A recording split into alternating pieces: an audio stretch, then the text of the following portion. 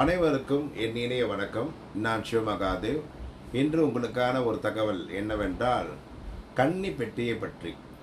அதாவது நமக்கு குலதெய்வம் கேள்விப்பட்டிருப்போம், நமக்கு இஷ்ட தெய்வம் கேள்விப்பட்டிருப்போம், கிராம தெய்வம் கேள்விப்பட்டிருப்போம். ஆனால் கன்னி தெய்வம் அப்படின்றது நிறைய பேருக்கு வழிபடுறது கிடையாது. என்ன இந்த கன்னி தெய்வம் அப்படின்னு பார்த்தீங்க அப்படின்னா, நம்மளுடைய வீட்டில் ஒரு சின்ன குழந்தையா இருந்து இறந்தவங்க தான் கன்னி தெய்வமாக நம்ம வீட்டுக்குள்ளே இருப்பாங்க. எப்போவுமே ஆண்டவனை வழிபடுறதை விட ஆன்மாவை வழிபடுறது அப்படின்றது நல்லது.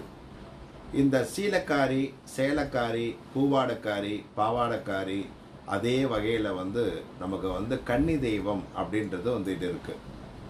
இந்த சீலக்காரி, சேலக்காரி, பூவாடக்காரி, பாவாடக்காரி இந்த மாதிரி இருக்கக்கூடிய தெய்வங்களை நாம் எப்படி வணங்கினா நம்மளுடைய குடும்பம் நல்லா இருக்குமோ, அதே மாதிரி தான் இந்த கன்னி தெய்வத்தையும் நாம் வணங்கும் போது நல்லா இருக்கும்.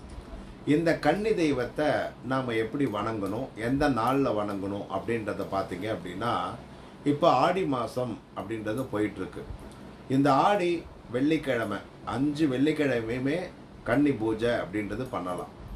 அதுக்கப்புறம் ஆடி 18 ஸ்பெசிஃபிக்காக அந்த ஆடி 18ஆம் தேதி கன்னி அப்படின்ற பூஜையை நீங்கள் செய்யும்போது, ஒரு 5லேருந்து ஒரு 7 வயசுக்குள்ளே இருக்கக்கூடிய ஒரு பொண்ணை கூட்டிகிட்டு பட்டு பாவாடை, பட்டு சட்டை வாங்கி கொடுத்து, அதுக்கு நல்லபடியாக அதுக்கு மை, பூவு, அதுக்கப்புறமா அதுக்கு சீப்பு, சோப்பு எல்லாமே வச்சு, அதுக்கு நல்லா வயதார நல்ல மனதார சாப்பாடு போடுங்க.